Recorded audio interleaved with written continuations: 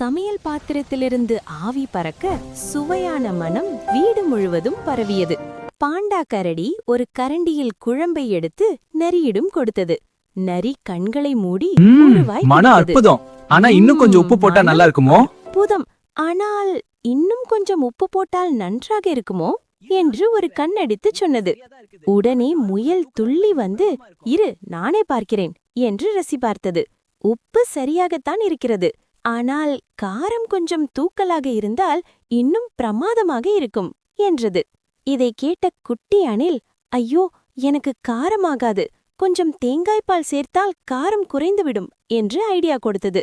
அப்போது மேலே இருந்து பறந்து வந்த பஞ்சவர்ண கிளி, எல்லாரும் ஆளுக்கொன்று சொல்கிறீர்கள், முதலில் அந்த புளிப்பை சரி பாருங்கள் என்று கட்டளையிட்டது.